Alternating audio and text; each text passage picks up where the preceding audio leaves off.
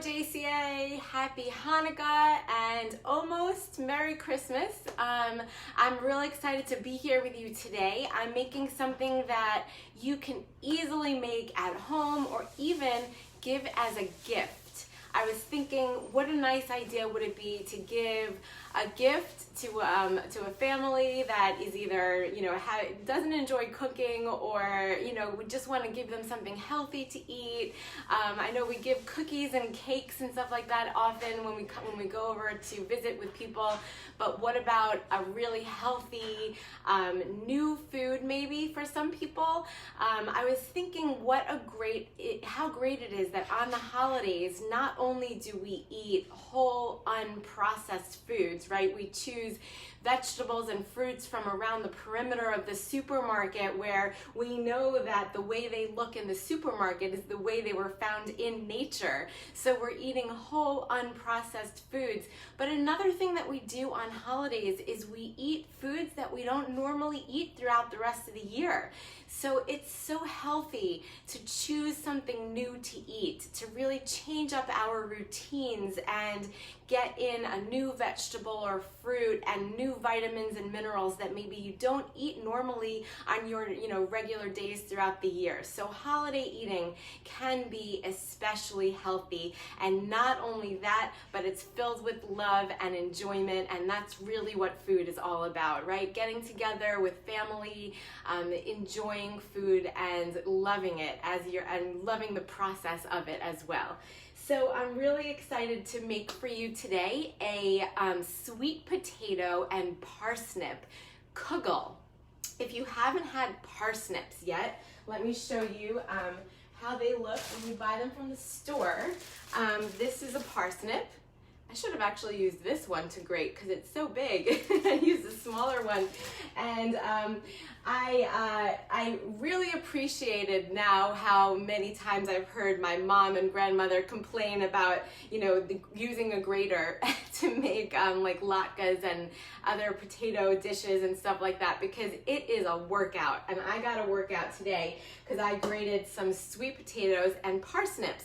So parsnip is a root vegetable, just so similar to a carrot.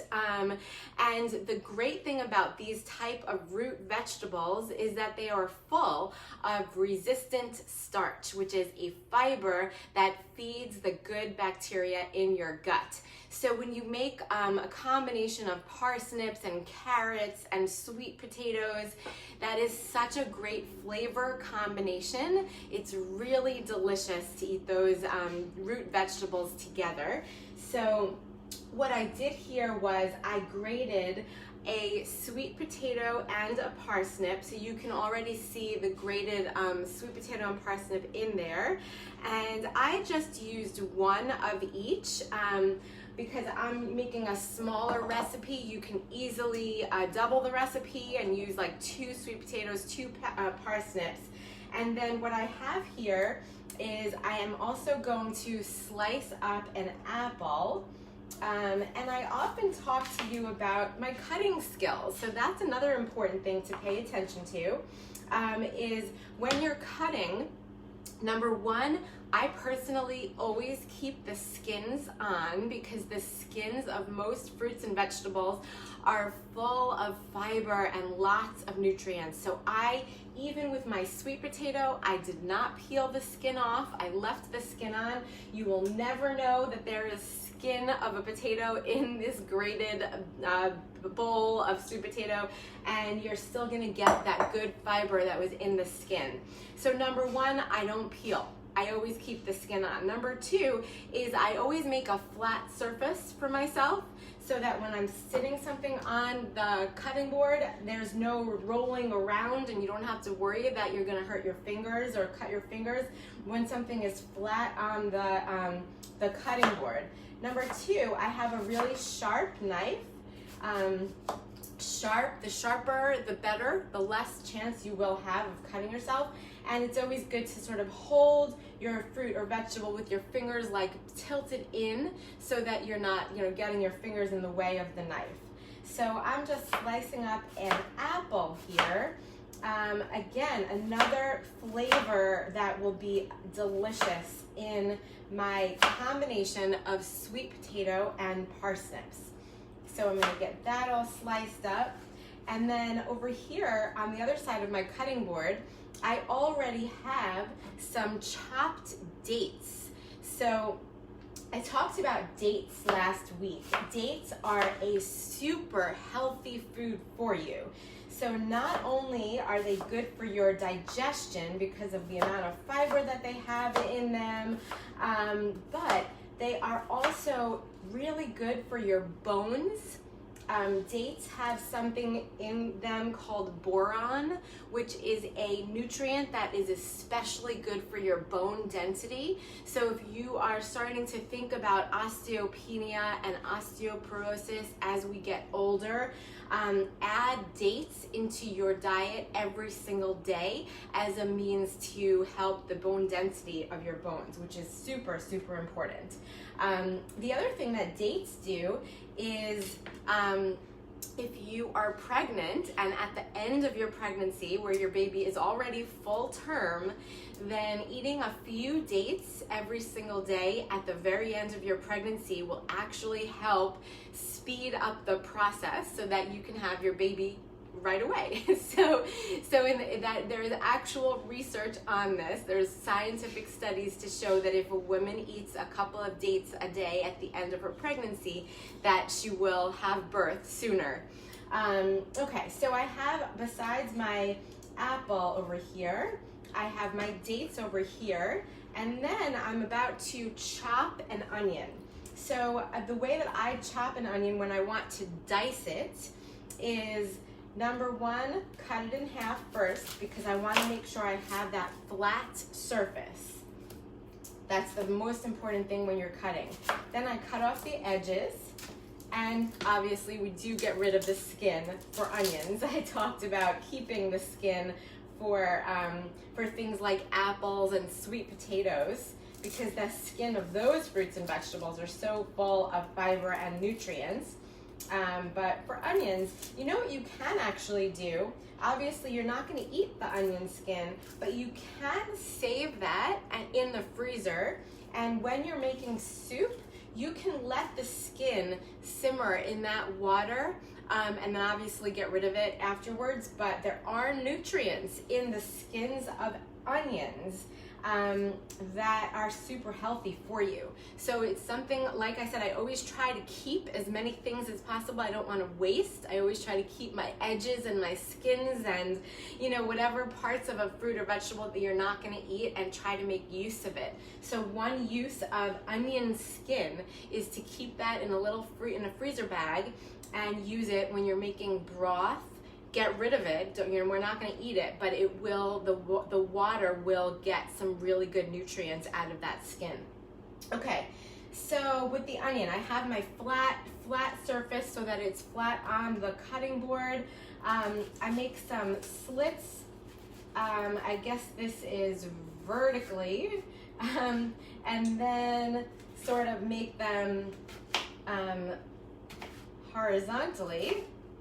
And then the other way horizontally, and you'll see that I have my diced onion. I'm pretty sure I learned that from my mother.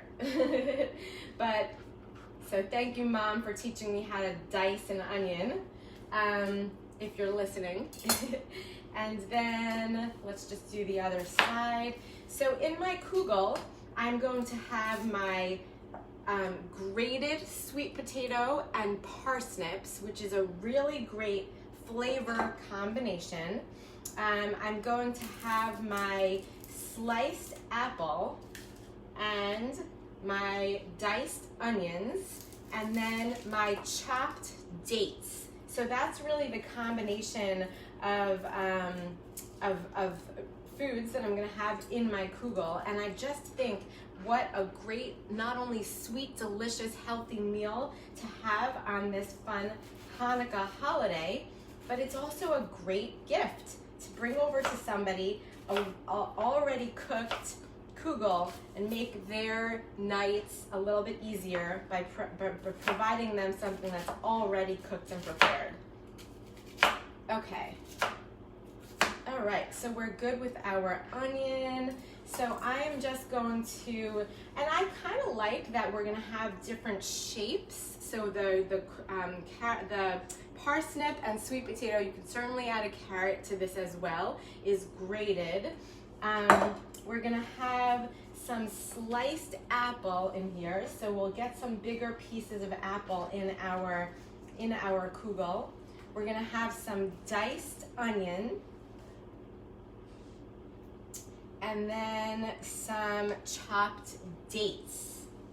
Oh my gosh, this is gonna be so delicious. I cannot wait to eat it. So what I have in the oven already happening right now is I have my oven preheated to 350 degrees, and I also have a cast iron pan warming or heating up in the oven. So what I love about cast iron is, number one, it's a very healthy type of pan to cook with because there's no heavy metals, there's no unwanted chemicals that are going to be leached into your food. So cast iron and stainless steel are the two types of cooking vessels that I highly recommend because you don't get any unwanted chemicals or heavy metals in your food. And the other thing that I love about cast iron is that you can cook stovetop and you can also stick it in the oven. So it's very versatile. You can sort of start something on the stovetop and then stick it in the oven, and you get like the sort of like the saute benefit, that taste of good sauteed food, and then also the baked benefit as well. So it's very versatile for a lot of different recipes. So for now, I have my cast iron pan in the oven, and I have that at 350 degrees. So the reason I tell you the temperature is because 350 degrees is still low enough that I can cook with olive oil and I don't have to worry that it's going to burn. Oftentimes when I cook with, or always when you cook with oil, you have to consider the temperature that you're going to be cooking at. If you're cooking at a very high temperature, then you want to use an oil that has a higher smoke point so that it doesn't burn. So those are like things like avocado oil, coconut oil.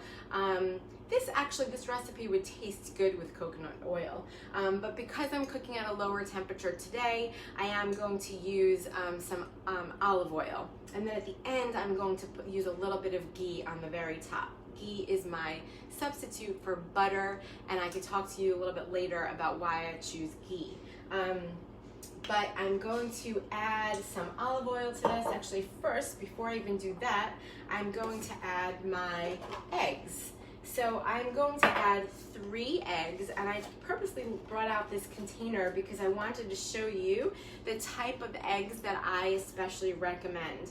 This is a company called Vital Farms, and I love their eggs because not only are they organic, but they are pasture raised, which means that the chickens are allowed to walk freely on a pasture.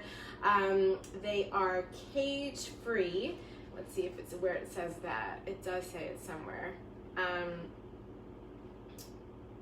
Certified humane.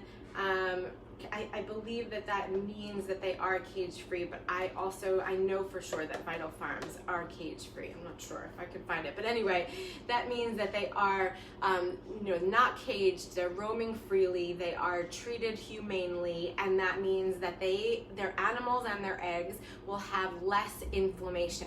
And we're always trying to avoid unnecessary inflammation, and so this is one way, by choosing foods that are animal proteins where the animals are raised humanely, organic, pasture raised, no cages, things like that. Okay, so this, like I said, I sort of halved my recipe, so I'm only using 3 eggs, but if you were going to use the entire recipe, then you would use 6 eggs. So, a little shell in there. Okay.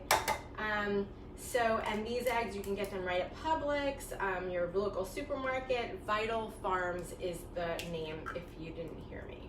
Okay. And then after I add my 3 eggs and my little bit of oil, the final ingredient besides some seasonings is going to be some coconut flour.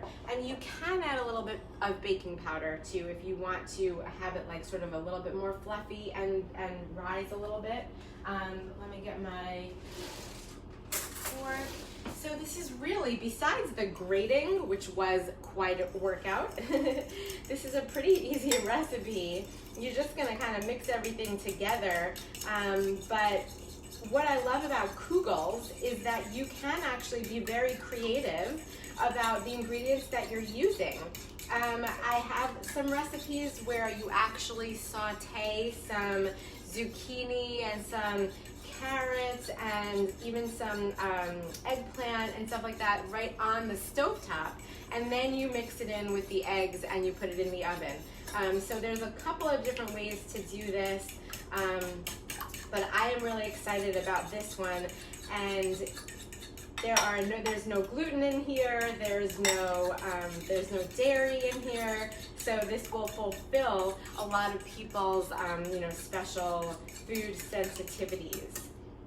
Okay, so into my bowl of grated sweet potato, parsnips, apple, dates, and onions, I'm adding 3 eggs. And remember, this was half the recipe. If I feel I want it a little more eggy, I might add another one. But that's just something that you can sort of play around with when you're doing it to see how much you want to do to it. Okay. Eggs are super healthy for you as well. Eggs have a nutrient in them called choline, which is super healthy for your brain. It's the type of cholesterol that's in eggs is the kind your brain uses to function. So I don't know if you are aware, but a long time ago, when I was let's say a teenager, there was this big understanding that we had to limit our egg intake every day because of the cholesterol. And the FDA and the USDA actually literally took that recommendation off, and they said you no longer have to limit your egg intake because the cholesterol that you eat from eggs is not harmful and actually can be very beneficial to you and to your brain, your cognition, things like that.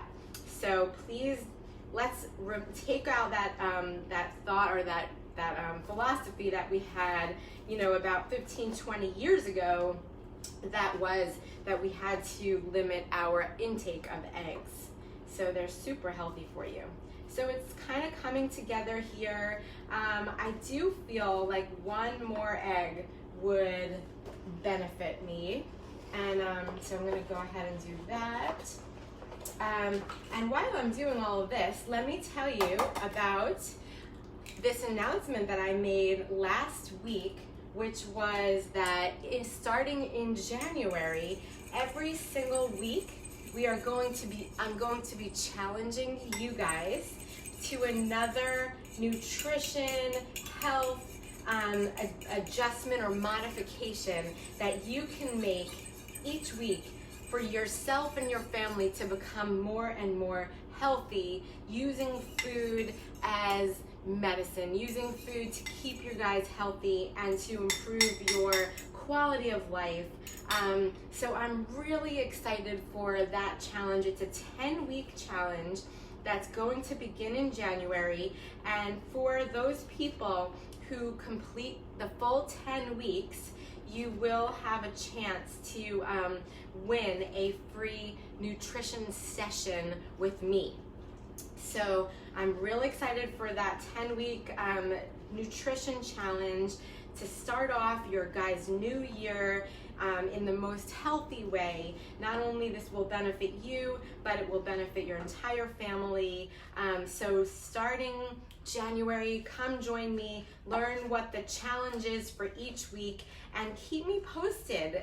I would love to hear your feedback on how you're experiencing that challenge and sharing recipes, sharing ideas with each other. So let's, as a community, become healthier together. So that's really what my goal is going to be for January, and I'm really excited to invite you for that. So stay tuned, and let me know if you want to join in. I'd love to hear about you. I think that you're gonna have to register. So I think you will have to register so that we have your name and we can include you in that chance to win a free session with me when it's all over. Okay, so the last things are going to be my seasonings. So I'm gonna add some salt. And I am just gonna eyeball it for now, but if you guys want a recipe listed out, please comment and let me know, and I will certainly do that for you. I'm also adding some salt, pepper, some cumin. So my flavor profile today is cumin and a little bit of cinnamon. I also think a little bit of nutmeg would be good in this, but I don't happen to have nutmeg in my house, so that's not happening. Okay, and I think I might just add a little more, mix this over and add a little more. You'll see that this is, the cinnamon by itself is really what you start to smell right away, and I love that smell, I love that flavor. The dates and the apple will make it super sweet. So will the sweet potato and the parsnips. Oh my gosh, this is gonna be so good.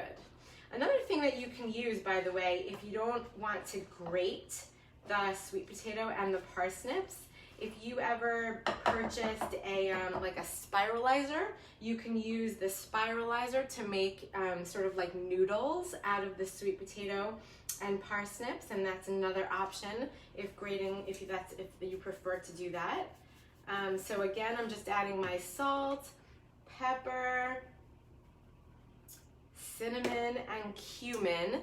And what I have in the bowl, for those of you who missed out in the beginning, is I have parsnips, sweet potatoes, apples, dates, an onion, 4 eggs. I added a 4th, and then just those seasonings that I just mentioned. So salt, pepper, cumin, and cinnamon.